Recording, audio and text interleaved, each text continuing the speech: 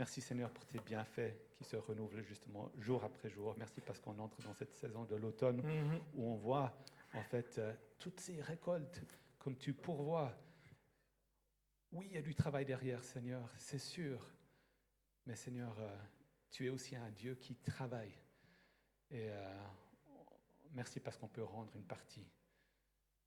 On se réjouit d'écouter ce matin ce que tu as mis sur le cœur de Patrick. Je prie que tu puisses le soutenir et que tu puisses ouvrir nos cœurs et puis aide-nous à justement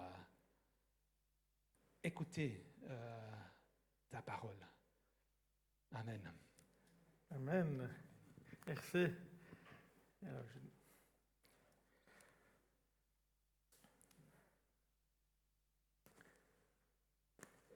je vais rapidement me présenter. J'étais venu là il y a quelques années faire un stage avec David. Et puis, j'étais c'est ouais, je crois que ça fait, tu disais 2-3 ans que j'étais parvenu, peut-être, ouais, 2-3 ans, je pense 3 ans que je suis parvenu prêcher. Donc c'est un plaisir d'être à nouveau avec vous ce matin.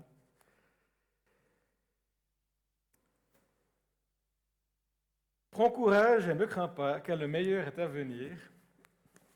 Je réfléchissais à une thématique et je me disais, comment encourager les gens à venir un dimanche matin à l'église? Et je me dis, mais j'aurais pu prendre un autre thème, un autre titre, parce que je vais vous parler... Non, je ne vous dis pas tout de suite de quoi je vais parler, de qui je vais parler. Mais c'est vrai, prends courage, le meilleur est à venir. Et d'un côté, ça fait un peu pensée positive, le meilleur est à venir, la solution est en toi.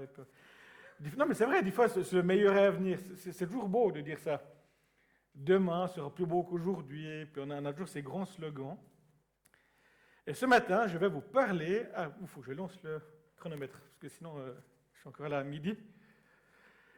Et ce matin, je vais vous parler d'un petit prophète. Vous savez, dans l'Ancien Testament, on a les grands prophètes, les prophètes connus, les prophètes reconnus. On a Ésaïe, on a Ézéchiel, on a Jérémie, ces grands livres prophétiques. Puis après, il y a des petits prophètes, on ne sait pas trop quoi faire avec. Puis on les appelle les 12 petits prophètes, ou les petits prophètes, par opposition aux grands prophètes. Et même des fois, ça m'interpelle dans notre Bible, pourquoi on les appelle les petits prophètes, ou les prophètes majeurs, les prophètes mineurs. Et là, je vais vous parler d'un petit prophète. Attendez, je vais mettre mon téléphone plus bas, parce que sinon il va tomber. Je vais vous parler d'un petit prophète qu'on ne parle pas beaucoup. Des fois, dans les petits prophètes, on a Jonas, Naoum, Sophonie qui reviennent de temps en temps. On a des fois Habakkuk, avec le célèbre verset, le juste vivra par la foi. Et là, je vais vous parler ce matin de Agé. C'est un petit prophète, 2 chapitres. 2 chapitres. 2 chapitres très courts, qu'on pourrait opposer aux 66 chapitres d'Ésaïe. Donc on voit que ce n'est pas la même envergure. Mais pourtant, il a eu un très grand impact. En 4 prophéties, on le verra rapidement, il a réussi à remettre le peuple d'Israël en route pour reconstruire le temple de Jérusalem. 4 prophéties, courtes, incisives, un peu comme un sniper qui va droit au but, et le peuple interpellé, et se remettent en route, se remettent à la tâche et rebâtissent le temple d'Israël. On va prendre un petit contexte historique, parce que des fois, aborder Agé comme ça, on ne sait pas trop qui c'est, d'où il vient, ce qu'il a fait. Et on voit un petit peu dans les livres d'Esdras, de Néhémie, on voit que le temps, il y a l'édit de Cyrus en 538 qui permet aux Juifs de retourner à nouveau à Jérusalem, de pouvoir rebâtir le temple. Et tout d'un coup, en 535, il y a l'arrêt des travaux. Le peuple en a un petit peu marre, le peuple est démotivé. Et puis on a cette reprise des travaux en 520. Et après, on voit qu'en 516, le temple est reconstruit. Donc on voit qu'en 4 ans, ils ont été plus efficaces qu'en 17, 18 ans, pendant 15 ans de l'arrêt des travaux. On va quand même garder 535. On voit que pendant à peu près 15 ans, les travaux se sont arrêtés. Les travaux, le temple était en ruine. Ils ont commencé, puis après ils ont arrêté. Puis après, pendant 15 ans, ils ont vaqué à autre chose. Et c'est là que je trouve intéressant, c'est que Le prophète Agé, il commence, les prophéties sont datées, il commence son ministère, enfin la première prophétie, en août et termine en décembre. 4 prophéties en 4 mois. Enfin, sur 4 mois. C'est 4 mois son ministère. En tout cas, le ministère qui est rapporté de la Bible, c'est 4 mois. Donc, ouais, des fois, on voit un peu le ministère prophétique, ces prophètes qui sont à vie prophètes, comme Samuel ou d'autres. Là, on ne sait pas trop s'il était avant prophète, après aussi, mais on a 4 prophéties en 4 mois. Et ces 4 prophéties vont permettre au peuple de se remettre en place. On a un petit écho à Agé, on le voit, dans Ezra 5, versets 1 à 2. Le prophète Agé, dont on va parler ce matin, et le prophète Zacharie, qui est un autre prophète qu'on retrouve aussi dans la Bible, petit-fils d'Iddo, s'adressèrent aux Juifs établis en Juda et à Jérusalem de la part du Dieu d'Israël qui était en eux. Alors Zorobabel, fils de Shealtiel, et Josué, fils de Yotsadak, se mirent au travail et reprirent la construction du temple de Dieu à Jérusalem avec l'assistance des prophètes de Dieu. Et là, on voit, Esdras est très court. En un verset, il résume plus ou moins ce qu'a fait Agé. Ils se remirent au travail et reconstruire le temple de Dieu. Et c'est ça le cœur du message d'Agé. Donc, je disais, on a ces 4 discours, et on voit qu'entre le 3e et le 4e discours, ça a même été donné le même jour. Donc, on pourrait même dire encore plus court que le livre d'Agé se résume à 3 jours. Le premier discours, le 2e discours et les 3 quatrièmes discours. Donc on voit que c'est court, mais vraiment incisif. On va reprendre ce premier... d'abord les thèmes abordés. Je vais prendre Agé 1.4. On voit que dans la structure, si vous pouvez relire Agé à la maison, il y a les conséquences de la désobéissance. Le peuple a désobéi à Dieu, le peuple s'est détourné de Dieu, et il y a des conséquences. Et là, on se dit, là, c'est moins rigolo. Le titre du message, c'est « Le meilleur est à venir », et d'un coup, on parle des conséquences de la désobéissance. On voit que Dieu a retiré sa bénédiction. On n'a pas le temps ce matin d'aller en détail, mais on voit qu'ils semaient et ils ne récoltaient pas. Ils moissonnaient, mais ils avaient encore faim. Et on voit que Dieu avait retiré sa bénédiction parce que le peuple s'était éloigné de lui. Et après, on a les conséquences de l'obéissance. Donc ça sera le 2e où j'ai souligné, quand même plus positif. Et après, on voit aussi cet encouragement et ce soutien. Et à la fin, on a aussi cette manifestation de la gloire. Et le prophète Agé arrive, il met le doigt là où ça fait mal, avec ce texte de Agé 1, verset 4. C'est au tout début, c'est dans les premiers versets. Et il dit « Est-il temps pour vous-même d'habiter à votre aise des maisons lombrissées, alors que ce temple est en ruine ?» Agé commence ainsi son livre. Il y a toujours les premiers versets, un peu de salutation, d'où il vient. Puis d'un coup, il va droit au but. Il interpelle ses contemporains, il interpelle les habitants de Jérusalem. Il dit « Hé les gars, est-ce que c'est le moment d'avoir des belles maisons alors que ce temple-là est en ruine ?» Et en ruine depuis 14-15 ans, même plus. Alors, il est en ruine parce qu'il a été détruit, mais en ruine parce qu'ils l'ont commencé. On le voit, toutes ces belles réformes d'Esdras, Néhémie, où ils rebâtissent la muraille pour envoyer les adversaires. Du coup, les livres d'Esdras, Néhémie, on dit « Waouh, c'est beau, le peuple s'est remis en route. » Pour se dire « Ah, c'est la happy end. » Puis tout d'un coup, après, on voit que, non, le peuple s'est démotivé. Pendant 15 ans, le temple est resté en ruine et ils ont bâti des jolies maisons avec des jardins. Ils ont cherché leur propre confort et se sont détournés de Dieu. Peut-être désespérés, découragés, on le verra à la fin. Et tout d'un coup, Agé vient et les interpelle. Il les confronte sur leur motivation, il leur confronte sur leur style de vie. Est-ce que c'est le temps d'avoir des belles maisons alors que le temple est détruit? Dieu n'est pas contre le fait qu'ils aient des belles maisons. n'attaque pas le fait qu'ils aient des jolies maisons lombricées, mais c'est qu'il laisse le temple en ruine. La présence de Dieu, les sacrifices, tout ce qui tournait autour du temple était mis de côté. Pourtant, c'est triste. On pense à ces habitants d'Israël qui sont partis de Babylone, qui sont revenus. C'est les exilés, ils sont revenus. Donc, ce n'est pas des gens qui avaient laissé Dieu de côté initialement. Ils étaient revenus. C'est un peu ce travail de pionnier. Ils sont revenus. Ils ont quitté le confort de Babylone, puisqu'en 78 ans, ils ont quand même eu le temps d'avoir des maisons, de prospérer, d'avoir des arbres fruitiers. On le voit dans d'autres textes. Ils sont revenus. Ils étaient tout feu, tout flamme. Ils ont commencé à rebâtir et tout d'un coup, ils ont été démotivés. Ils ont laissé le temple en ruine. Et là, plus loin,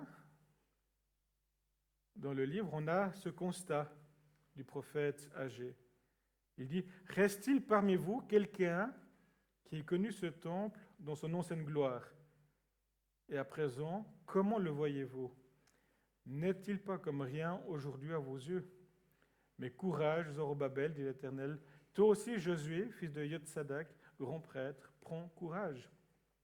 Courage, vous aussi, tous les gens du pays, dit l'Éternel. »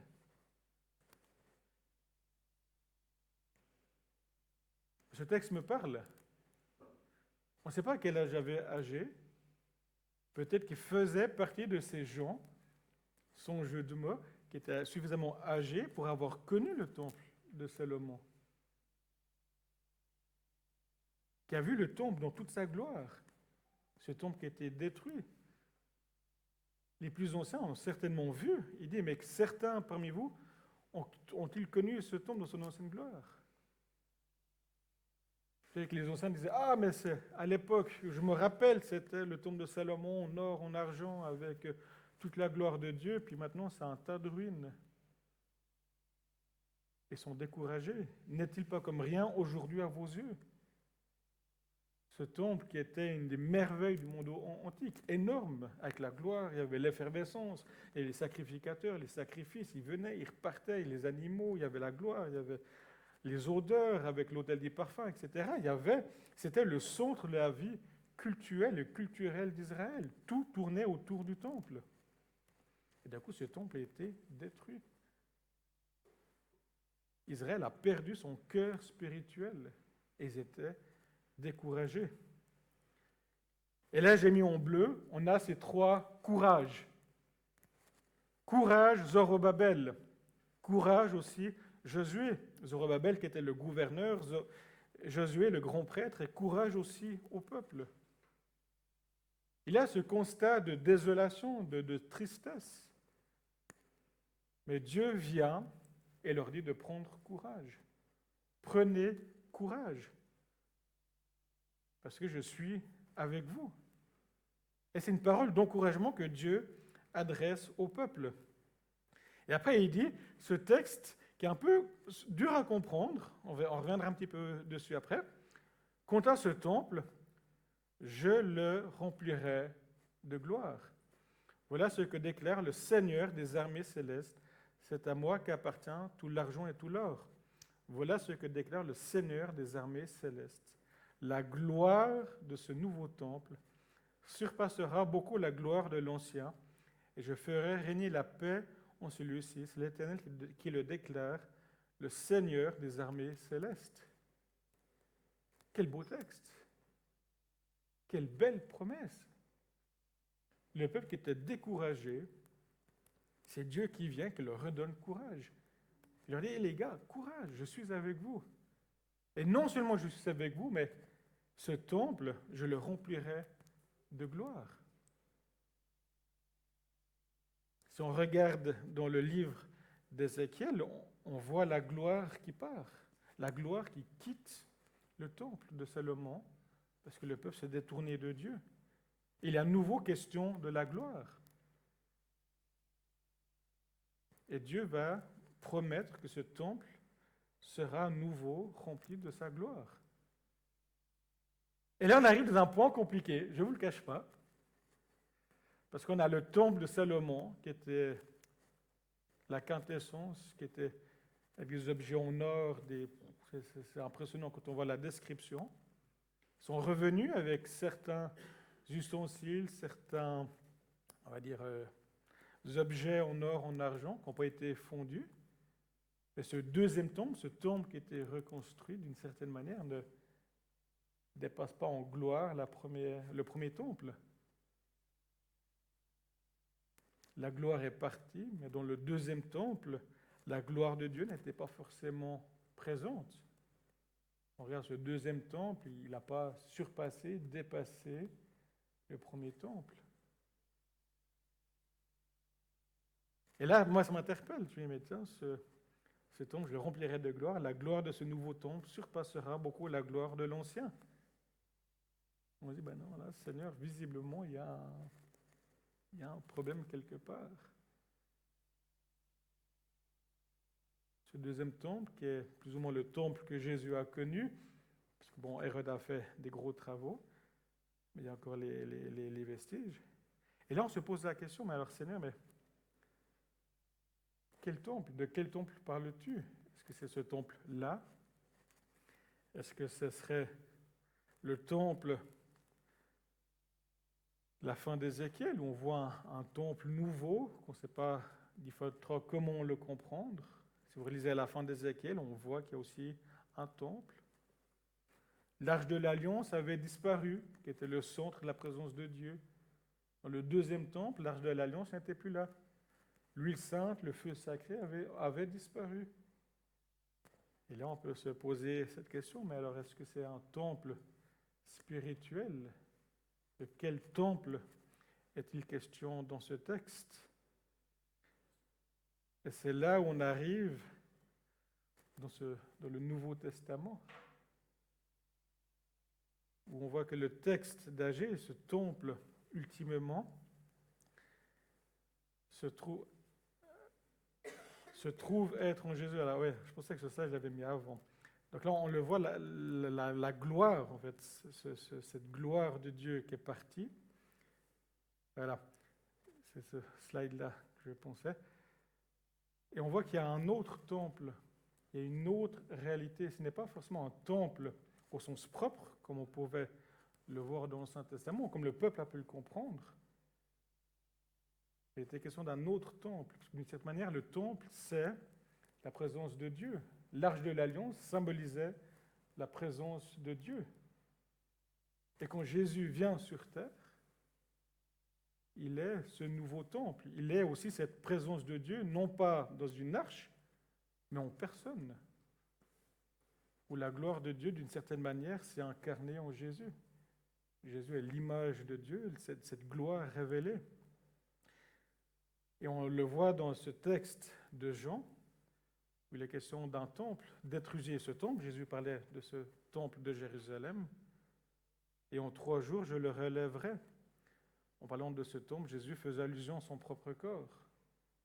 Et on voit que Jésus est cet accomplissement de ce temple d'Agé, de cette gloire à venir, de ce nouveau temple dont la gloire surpassera le premier temple. On voit qu'on a une transposition de ce temple de Jérusalem vers Jésus, qui est ce temple, ce lieu de la communion entre Dieu et les hommes. Et à travers Jésus, tout est accompli. Et après, on a une autre dimension, et c'est sur ces dimensions que je vais continuer aussi la prédication. On le voit, c'est Paul qui le dit dans 1 Corinthiens 6,9. Ou bien encore, ignorez-vous que votre corps est le temple même du Saint-Esprit qui vous a été donné par Dieu et qui maintenant demeure en vous. Vous ne vous appartenez donc pas à vous-même. Et aussi on va dans 1 Pierre 2,5, vous aussi, comme des pierres vivantes, vous qui formez un temple spirituel, édifiez-vous. Et là, on voit que nous sommes aussi nous-mêmes un temple. Nous sommes le temple du Saint-Esprit. Dieu demeure en nous par son esprit. Alors, nous ne sommes pas un temple au sens propre, évidemment. Mais est-ce qu'on réalise que Dieu demeure en nous? Dieu habite en nous. Dieu fait sa présence en nous et nous sommes le temple du Saint-Esprit.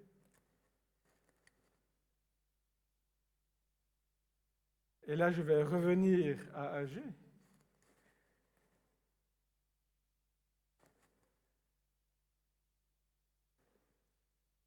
Et si on fait le lien, ce texte de Agé, où le temple de Dieu est en ruine, et les gens passaient leur temps à se construire des belles maisons, chercher leur confort. Est-ce que d'une certaine manière, nous sommes comme ces Israélites,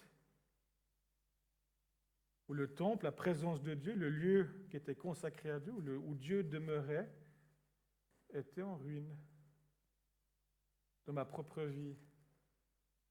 Qu'en est-il de ma vie spirituelle? Est-ce que ma vie spirituelle est en ruine?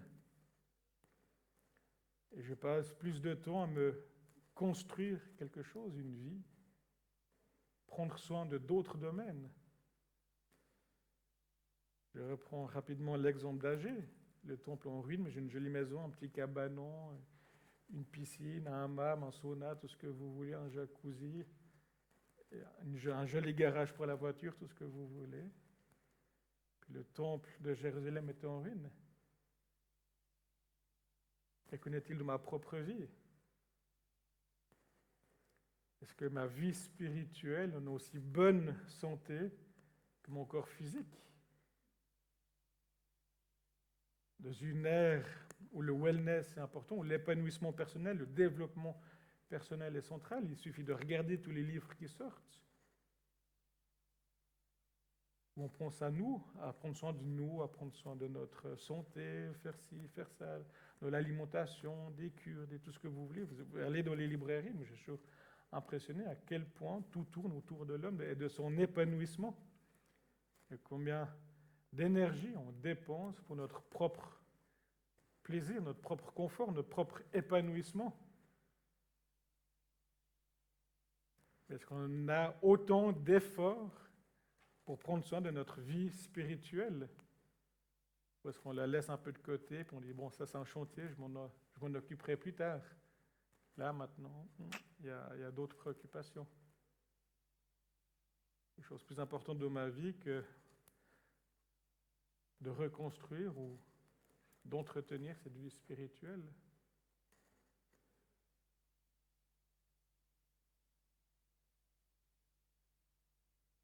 Alors, il y a un aspect qui m'interpelle dans ce texte d'Agé, c'est cet aspect du découragement, du c'était mieux avant.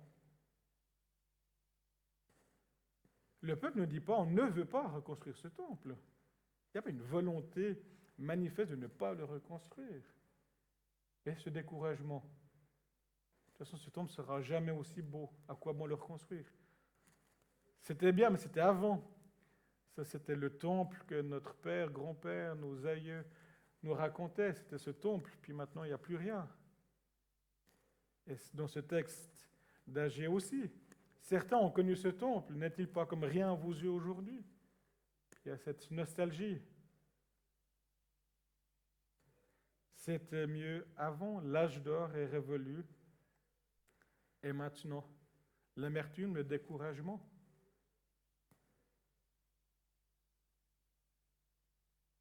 Combien de fois on discute avec des gens d'un certain âge?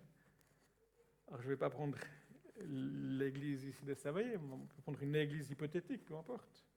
On peut se dire, ah, mais il y a 20 ans, il y a 30 ans, il y a 40 ans, l'église était plus grande, l'église était plus dynamique, l'église avait le feu, il y avait le groupe de jeunes, il y avait ci, il y avait les rencontres de prière, puis on avait les rencontres d'évangélisation, puis c'était le bon vieux temps, puis c'était mieux avant.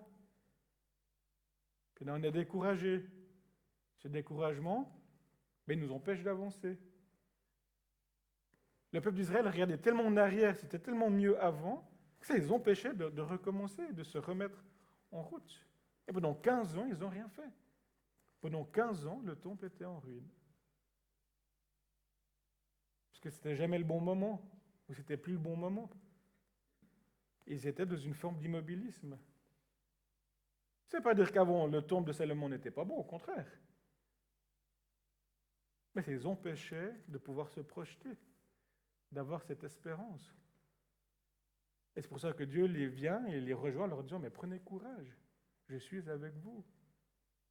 Je suis moi-même avec vous. Une fois, je peux me poser la question.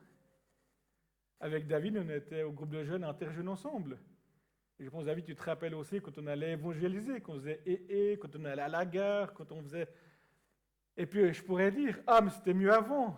Ah, mais quand j'avais 15 ans de moins, quand j'avais 20 ans de moins, le bon vieux temps, puis j'étais tout feu, tout flamme, et puis on se rappelle le groupe de jeunes, et puis on avait ci, on avait ça, puis le groupe de... Puis on peut faire toute la liste de tout ce qui était mieux avant. Mais ça nous empêche aujourd'hui de dire, bah, tiens, pourquoi pas, aujourd'hui, raviver le feu. Me remettre en route. On me dit, ok, Seigneur, bah oui, ce temps est passé. Je n'ai plus 18 ans, je n'ai 38. Je n'aurai plus jamais 18 ans, pas de souci. Mais le temple a été détruit. On ne peut pas faire annuler pour remettre le temple.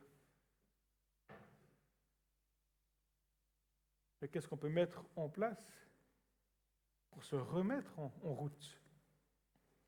Et c'est là où le prophète Agé vient, il les interpelle. Et à travers ces quelques prophéties, le peuple se lève. Et après, on a vu dans la petite frise chronologique, en 4 ans, le temple a été reconstruit. 4 ans. C'est pas si long que ça, 4 ans. D'une certaine manière, quand on regarde la durée des travaux, la durée de l'arrêt, 4 ans, c'est relativement court.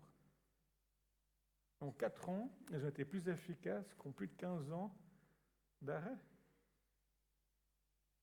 Et de notre propre vie. Moi, ça m'interpelle de ma propre vie. Je veux dire, ah, mais si seulement. Je discute des fois avec des personnes d'un certain âge, pas forcément très âgées, mais ils disaient, ah, mais quand on était jeunes, on n'avait pas toute cette technologie, on évangélisait, on avait des bars, on accueillait les gens un peu marginaux, on faisait ci, on faisait ça. C'est bien, et il faut respecter. Mais qu'est-ce qu'on peut faire maintenant?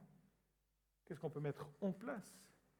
Et aussi dans notre propre vie, dans la vie communautaire de l'Église, aussi dans notre propre vie.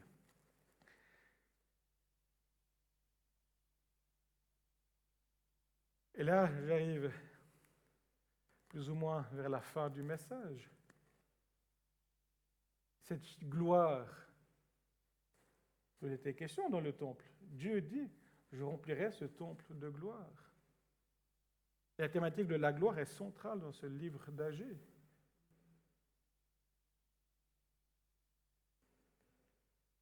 On a ce texte de 2 Corinthiens 3, 18, que j'aime toujours autant, qui nous parle aussi de cette gloire terrestre, nous tous qui est le visage découvert, contemplant comme dans un miroir la gloire du Seigneur. Nous sommes transformés en son image dans une gloire dont l'éclat ne cesse de grandir. C'est là l'œuvre du Seigneur, c'est-à-dire de l'Esprit. L'Esprit de Dieu en nous nous permet de contempler la gloire de Dieu et d'être à notre tour aussi transformés dans cette gloire qui ne cesse de grandir. Et cette gloire de Dieu, si on reprend cette image aussi un peu du temple de notre propre vie, que nous sommes le temple du Saint-Esprit, eh bien cette gloire de notre propre vie est appelée à grandir, est appelée à se développer. Est-ce que nous recherchons la présence de Dieu?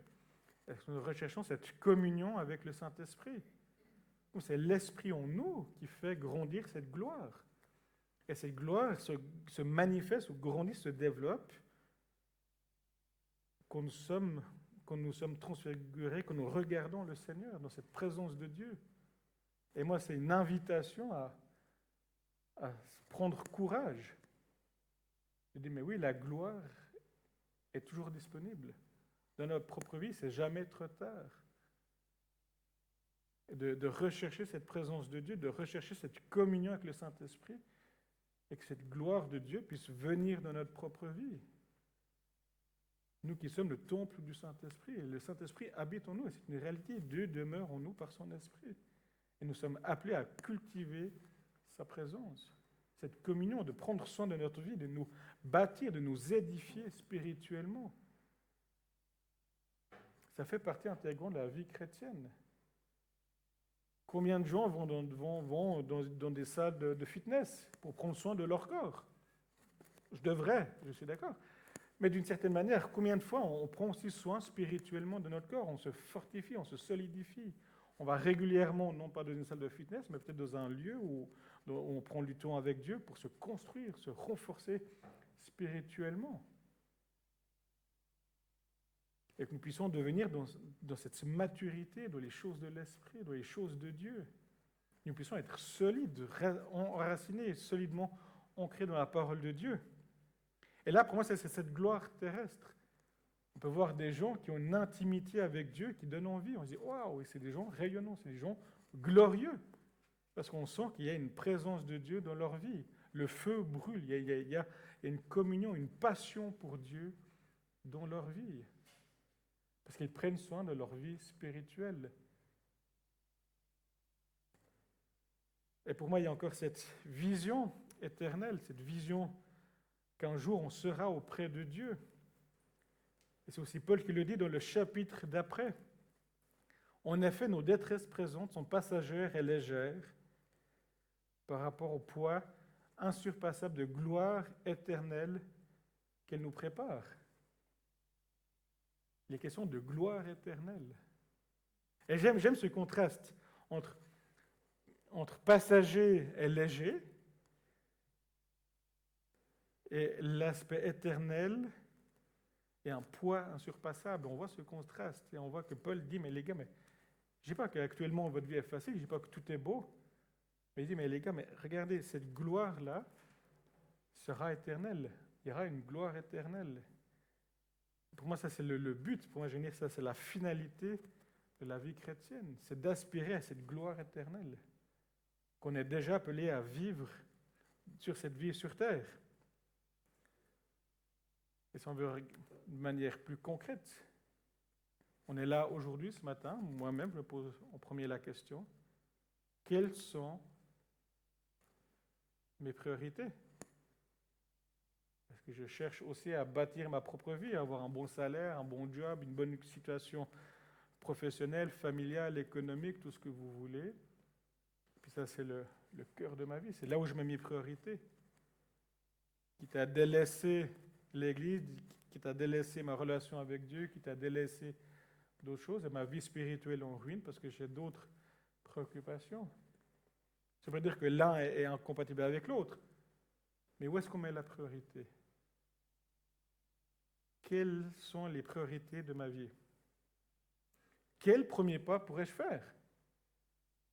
Le peuple était découragé, le peuple était amorphe, le peuple était immobile. À un moment donné, il a fallu se remettre en route. Et comme le vélo, à un moment donné, il faut donner le premier coup de pédale, puis on repart. Ou comme quand on fait de la rame, il y a le premier coup qui est dur, puis après, à un moment donné, on est de nouveau mouvant, puis après, on maintient, puis on augmente le rythme. À un moment donné, il faut se remettre en route. Quel premier pas je pourrais faire dans une situation de ma propre vie? Je ne vais pas forcément donner d'exemple, mais on sait que, tiens, là, je pourrais remettre le moteur en marche.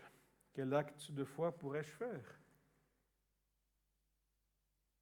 À un moment donné, le peuple a dû avoir foi que oui, Dieu est avec nous, oui, ça vaut la peine de reconstruire ce temple. Non, ce n'est pas du temps perdu, on va recommencer, on va de nouveau arrêter comme on l'a fait il y a 15 ans. Tu as pu se dire, ouais, mais de toute façon, on a déjà recommencé il y a 15 ans, on a arrêté, donc ça ne marche pas. Donc le peuple a aussi eu cet acte de foi, de croire que oui, c'était important de rebâtir ce temple. Quels sont les domaines de notre vie où on a peut-être perdu la foi, où on est désespéré? Ça peut être même de la prière. De toute façon, ça ne change rien. Ça fait des années que je prie pour tel ou tel sujet. Je ne suis plus à ça près. Donc il faut de nouveau remettre notre foi en route.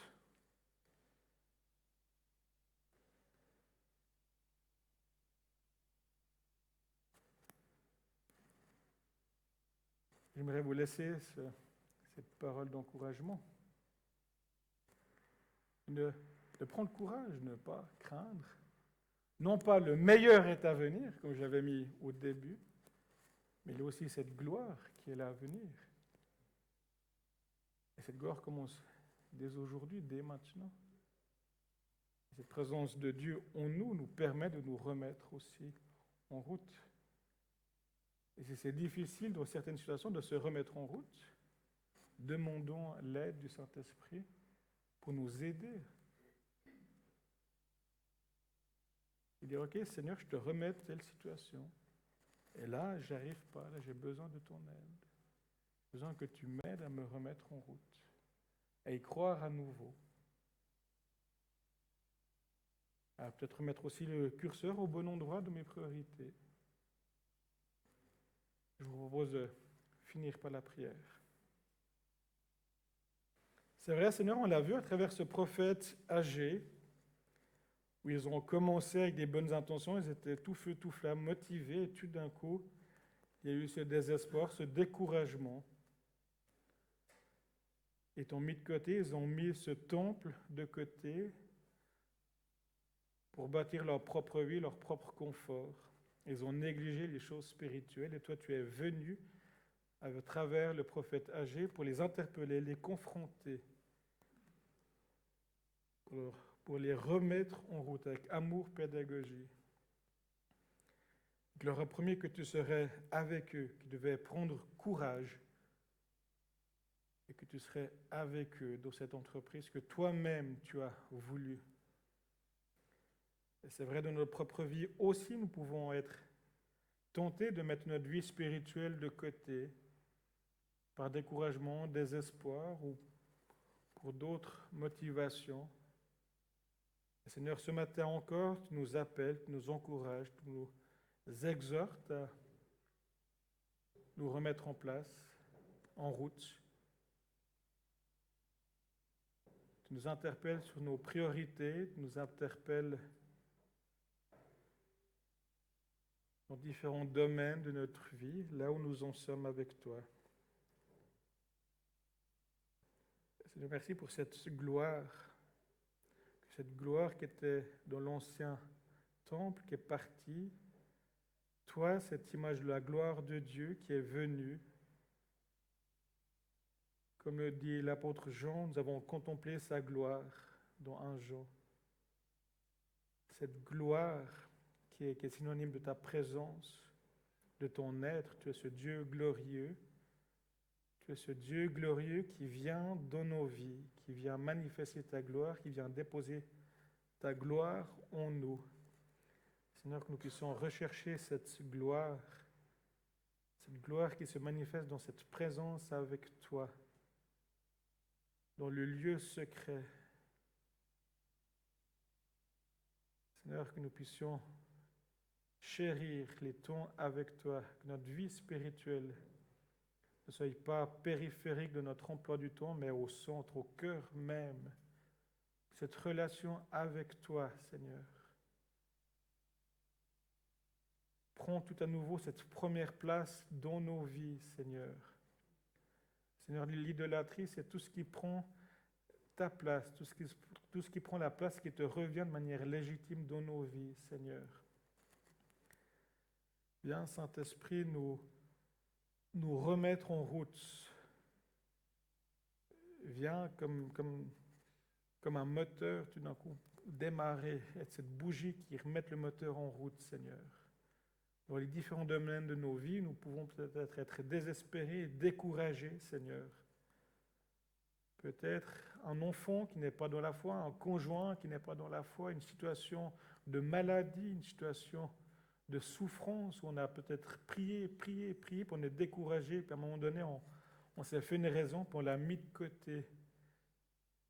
On est découragé, on est dans cette nostalgie, dans cet immobilisme. Et toi, tu viens tout à nouveau nous interpeller, Seigneur. Et Seigneur, merci parce que tu es avec nous. Tu es ce Dieu avec nous et tu es ce Dieu en nous. Nous ne sommes pas seuls. Merci, Jésus. Amen.